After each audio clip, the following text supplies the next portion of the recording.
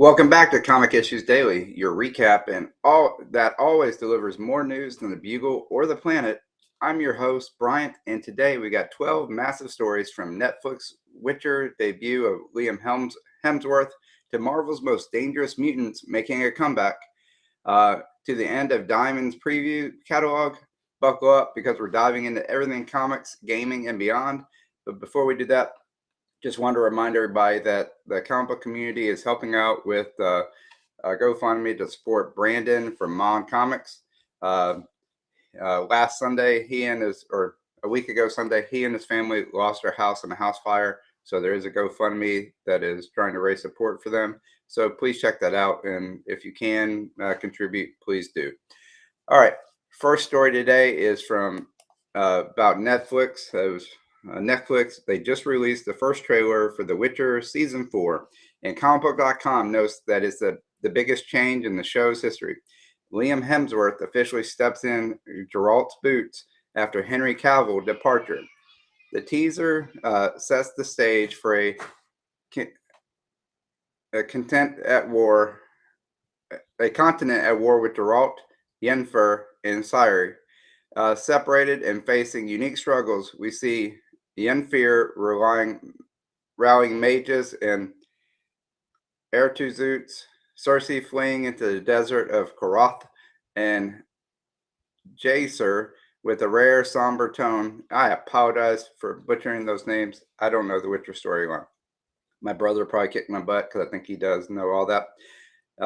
A somber tone. A sign with this season will be darker than what came before. The cast lineup adds another heavyweight, with Lawrence Fishburne debuting as Regis, a mysterious barber surgeon from Sapkowski's novels who joins Geralt on his travels. Netflix also confirmed this season is the penultimate chapter, with season 5 already in production as the series finale. With 8 episodes dropping all at once on October 30th, fans will get their Halloween binge in style. The trailer doesn't just tease Hemsworth in the action. It closes with Geralt staring into a shattered mirror where Cavill's Geralt appears in the reflection. This jaw-dropping nod both honors Cavill's tenure and hints that multiverse tricks or magical echoes might tie the two portals together. It's a clever move to ease fans' resistance, while also setting up speculation that Cavill isn't truly gone from the lore. Are you ready to embrace Hemsworth, or do you think Cavill's shadow will loom over this season? Let us know in the comments. And then, according to comicbook.com, one of Marvel's most dangerous figures has stepped back onto the stage. X-Man, Nate Gray, the alternate universe son of Cyclops and Jean Grey from Age of Apocalypse. X-Man was designed by Mr. Sinister as a living weapon, combining Summers and Grey DNA into the ultimate sonic powerhouse. Though long absent from main continuity, his return in X-Men Apocalypse Alpha #1 makes a seismic shift in the Marvel mutant landscape. The article poses Nate alongside Marvel's pantheon of god-tier mutants: Jean Grey as Phoenix, Magneto, Storm at her most element, Jamie Braddock, Protus, and even Iceman in his pure ice form. These mutants have all bent the rules of reality, but Nate Gray once created his own universe in Age of X-Men storyline, placing him on a level few can match. His resurrection immediately raises the question: is this Marvel setting the stage for another universe-defining mutant event? In his appearance, X-Men escapes a prison dimension alongside Holocaust.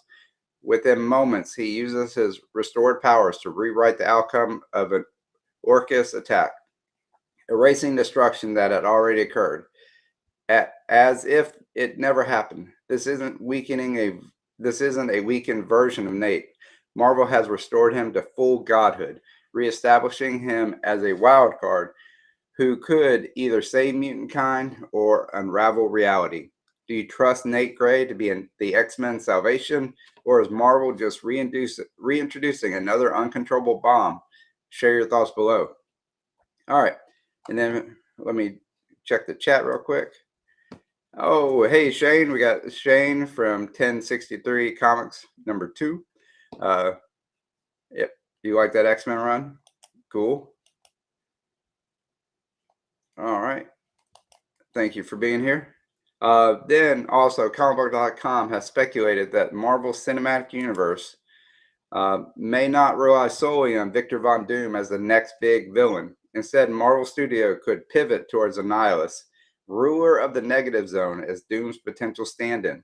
While Doom is iconic, introducing him too late or mishandling his debut could risk backlash. Annihilus offers Marvel a way to deliver a cosmic level antagonist with ties to Fantastic Four and larger Avenger conflicts. Annihilus is best known for the Annihilation storyline, where his hordes poured out of the negative zone and threatened the entire Marvel universe. In comics, his cosmic control rods grant him immense power and near immortality, and he commands legions of insectoid warriors. Though he has primarily been a Fantastic Four villain, the sheer scale of his threat makes him a credible adversary for the Avengers in Phase 6. The article suggests that if Marvel introduces Annihilus in Fantastic Four, he could be established into the overarching villain of Secret Wars. Well, that didn't happen, so maybe they'll start adding him in some end credit scenes or something if they're going to do this. This would position him as a temporary Doom substitute while leaving the door open for Doom to come in with the in Doomsday a little bit. So maybe they're going to flip flop it or something like that. A move that could both surprise fans and avoid risking Doom's long term brand. Would you rather see Doom introduced immediately, or are you open to Annihilus leading the charge? I think we're all heading towards Doom's already going to be there. So then comicbook.com reported that Insomniac's long-awaited Wolverine game may be arriving sooner than expected. A leaked development schedule points to a 2026 release window, surprising fans who assumed Logan's solo outing was still years away. Coming on the heels of Insomniac's success with Spider-Man 2, expectations are sky high for how the studio will bring Wolverine's world to life. Unlike Spider-Man's open-world exploration, Wolverine is said to embrace a tighter, story-driven structure designed to showcase Logan's brutality. Early concept leaks hint at Madripoor as one of the game's settings, aligning with Logan's history as a darker, more grounded anti-hero. The article emphasized that Insomniac wants to distinguish Wolverine from Spider-Man, avoiding overlapping while delivering another Marvel hit. And I can understand why it's not world exploring, because it would take a long time for Wolverine to move around world unless he got in a car or something like that. The leak claims Insomniac is targeting an M rating with dismemberment and graphic violence baked into gameplay. One mission reportedly involves Wolverine cutting down the Reavers in a bloody barroom brawl, highlighting a level of savagery that Marvel games haven't touched before. If accurate, this could make Wolverine's Marvel's first mature-rated flagship video game title. Do you want the Wolverine game to go full blood and brutality, or should it play safer to reach a wider audience? Drop your take below. I think they should probably go full Wolverine. I mean, don't nerf him. Let him be the true character that he is. Next, we got comicbook.com. They've taken a sober look at 10 moments when Marvel's greatest heroes became their own worst enemies, forcing allies to intervene. These aren't just villain fights. They're cautionary tales where power, grief, or corruption drove beloved characters over the line. The list begins with Iron Man in Civil War, when Tony Stark enforces authoritarian registration that splits the superhero community. Scarlet Witch follows with her infamous breakdown in House of M, rewriting reality and uttering the words, "No more mutants." Cyclops in Avengers vs. X-Men is another standout, as his Phoenix-empowered rampage led to the shocking murder of Professor X. Other entries include Hulk in World War Hulk, returning to Earth with vengeance against the Illuminati. Spider-Man in his Superior Spider-Man run, where Otto Octavius hijacked Peter's body, and Jean Grey as the uncontrollable Dark Phoenix. The list also highlights Captain America's controversial Hydra twist in Secret Empire, Wolverine when brainwashed by the Hand, and Magneto's brutal stand in Fatal Attraction, and Doctor Strange succumbing to dark magic. The article signals out Cyclops killing Xavier as the most devastating betrayal, a moment that fundamentally altered the X-Men's future and continued to reverberate in modern storylines. I myself remember reading that in Avengers versus X-Men, and I was like, holy cow. And that did change how I looked at Cyclops for quite a while. Which of these downfall arcs shocked you the most? I just said what shocked me the most. And do you want to see Marvel adapt them into MCU? Let us know below. Let me check the chat again real quick. Shane says they will gateway. They will have gateway or magic, some other teleporting working with. Oh yeah, that's a good idea for Wolverine for that. All right, and then Spider-Man's Rogues Gallery is. Spider-Man's Rogue Gallery is one of comics' most iconic, but comicbook.com argues that Sandman, Flint Marko, deserves to be reevaluated. Often dismissed as a petty thug, Sandman's real story is one of tragedy, desperation, and fleeting redemption. This article tracks his origin as a man forced into crime by circumstances, cursed with powers he never asked for. Over the years, he's been betrayed as a reluctant criminal, an avenger, and even an ally to Spider-Man in certain arcs. These shifting roles underline that he's more complex than a simple villain. In recent stories, Sandman's literally sacrificed chunks of his body mass to protect innocent civilians, permanently diminishing himself to save others. This act reframes him as a deeply human character who may be more misunderstood than malicious.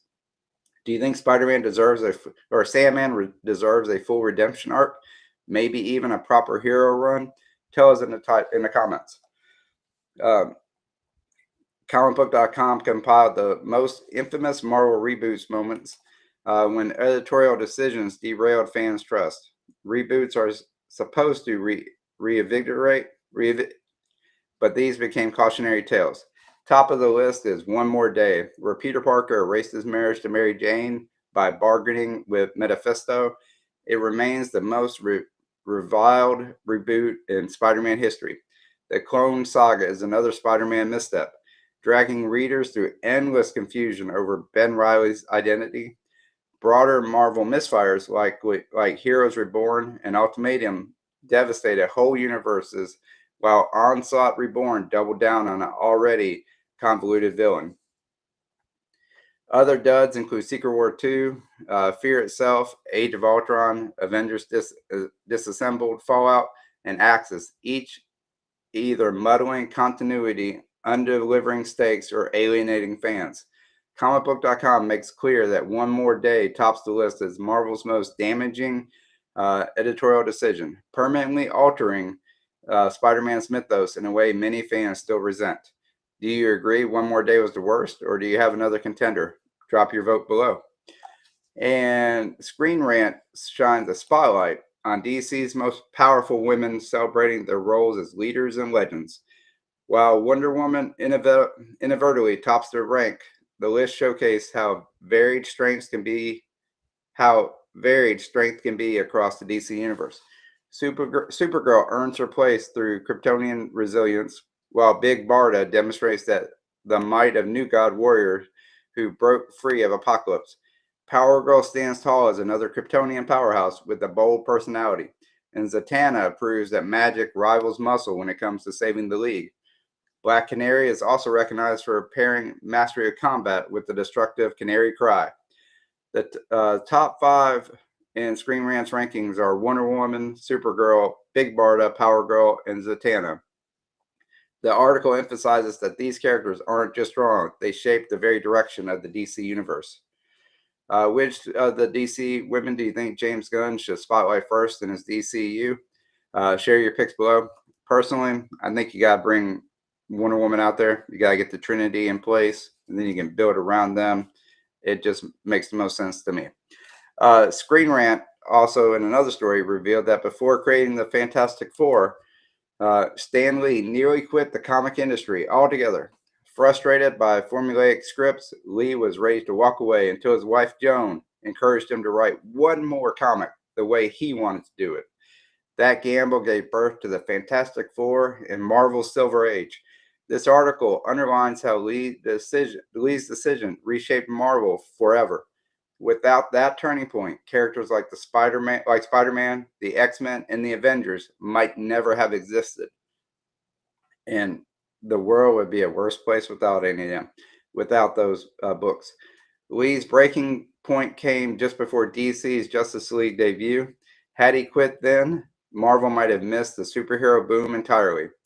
Could you imagine a Marvel universe without Stan Lee's creations? Which of his characters mean the most to you? And then ICV2 reports that Diamond's preview catalog, the monthly Bible of direct market, is shutting down. For decades, previews was how shops and fans discovered upcoming comics, circling favorites and placing pre-orders. Its end marks a cultural shift in comic retail. The article contextualizes this as Diamond's bankruptcy and that the rise of new distributors like Penguin Random House and Lunar, the old model of paper catalogs, simply doesn't fit the digital-first landscape anymore. ICV2 notes that without previews, many retailers admit Diamond is functionally done. One retailer quoted in the piece says 90% of their orders now go through Lunar's portal, with previews no longer serving a meaningful role. Did you grow up flipping through previews? Share your memories in the comments. And then Dynamite has unveiled its latest wave of projects, continuing its strategy of revitalizing pulp icons and licensing favorites. According to Dynamite.com, new arcs are planned for Red Sonja and Vampirella, along with crossovers that blend nostalgia with fresh storytelling. The publisher thrives on variant covers and collector appeal, often driving attention at conventions. This new slate reflects its ongoing effort to stay relevant with Marvel and DC dominating the mainstream. The biggest reveal is Red Sonja Vampirella crossover launching in 2026, paired with a deluxe omnibus reprint of The Boys, a move certain to attract collectors who missed the original run. I might be interested in The Boys omnibus. Are you checking out Dynamite's new slate, or do you stick to Marvel and DC? Tell us below. And then Comic Book Watch offers a rare look at the in-progress artwork for Absolute Batman #1, showcasing raw pencils and inks before they're finalized. This behind-the-scenes glimpse reminds readers that comics are as much fine art as they are storytelling. The article emphasizes how the Absolute line exists to display oversized page, giving fans a gallery experience of Gotham World. Among the featured art in the double-page spread of Batman's battling Killer Croc in the sewers, plus unpublished layouts from Jim Lee's archives that will be exclusive in the edition. Are you grabbing? Did you grab a copy of Absolute Batman for yourself? Let me know. That's it for today. It's Comic Issues Daily. Huge thanks to our sponsor for the channel, I Have Comic Issues, who is Ron's Comic Closet. And if you visit Ron's website and use code I Have Issues, you'll get 20% off your first purchase. And if you like today's recap, please hit like, subscribe, and ring the bell, and let us know your thoughts in the comments. Also, I do have another show that I do every week. It's a show called Comic Channel Origins, and this Sunday coming up, I'm going to be interviewing Collecting with Durs, talking about how he started his YouTube channel and things like that. Yesterday, I interviewed Matt from Heroes for Hire Comics. You can check that one out if you haven't already. And that's it for today's news. And come back tomorrow, because here at Comic Issues Daily, we always have more news than the Bugle or the Planet. Thank you very much, and I'll see you tomorrow.